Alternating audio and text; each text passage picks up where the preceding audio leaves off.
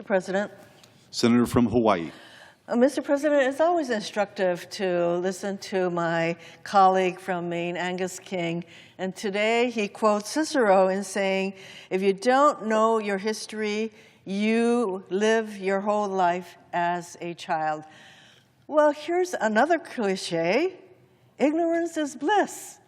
Ignorance is not bliss. And yet, that's what President Trump wants the American people to be in a state of ignorance. Mr. President, our national parks tell the story of our country, good, bad, past, present, and future. With over 430 national park sites covering more than 85 million acres across our country, the national park system protects the beauty of our country and preserves the history that has played out on these sites.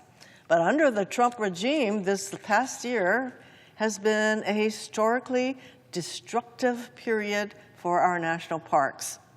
From stripping land protections and gutting park staff to plastering Trump's face on national park passes.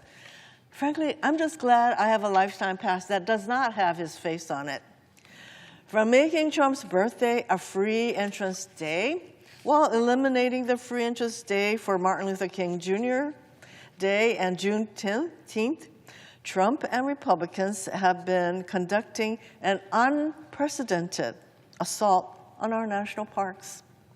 What's more, they're attempting to rewrite history to their liking. Last May, the Department of the Interior advised national park sites across the country to remove content at their sites that, quote, disparage Americans.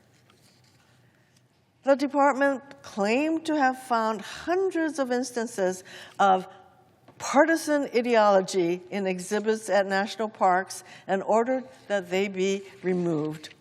What were these exhibits that were so partisan and offensive that they were flagged, ordered for removal? They included an exhibit at Jamaica Bay Wildlife Refuge that displayed information describing the internment of Japanese Americans in wartime camps, concentration camps. Displays describing massacres of indigenous people. Displays depicting the historical accounts of slavery. Think about that. This regime views historical accounts of massacres, slavery, and internment as partisan ideology so dangerous it warrants removal. The removal of these exhibits not only strips these sites of critical content, but it erases and whitewashes the history of our country. These exhibits and others like them reflect some of the darkest stains on our country's history. That's precisely why it's so important that we continue to talk about them, learn about them. It is by preserving history that we prevent ourselves from repeating the more egregious parts of our past. Perhaps that's why Trump is so hell-bent on erasing painful parts of our nation's history. He wants to wipe out references to the unconstitutional internment of over 120,000 Japanese Americans that destroyed their livelihoods, indeed their lives, their businesses, and split apart families. Doesn't this sound familiar? As this regime goes about arresting and deporting thousands of immigrants without due process, spreading fear and chaos in our communities. Our national parks are places where we can learn about historical events. Our parks also preserve pristine national landscapes in every corner of our country. Many of these sites are impacted, unsurprisingly, by climate change. Protecting our parks from the impacts of climate change is not a high priority for Trump and his regime as he continues to focus on drill, baby, drill. In fact, his regime is erasing exhibits addressing the impacts of climate change on our parks. Information about climate change helps national park visitors to fully understand the environment that surrounds them.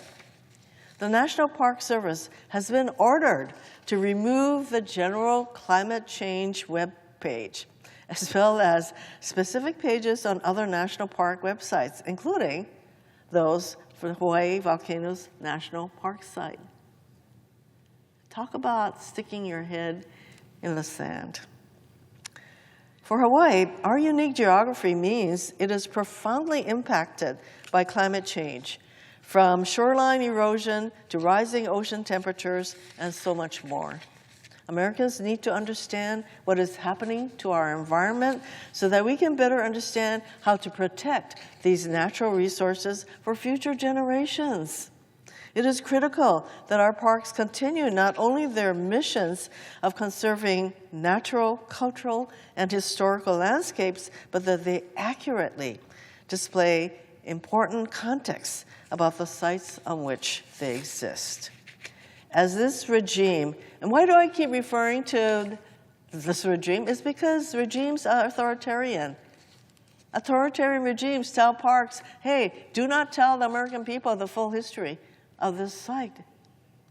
That's what regimes do. That's why I continue to call this a regime. Anyway, with this regime, as it attempts to rewrite history all over the place, it's no surprise that they've set their sights on our national parks. The millions of visitors to our national parks will not get a full picture. Apparently, that is exactly as this regime intends. Mr. President, we deserve better. You bet.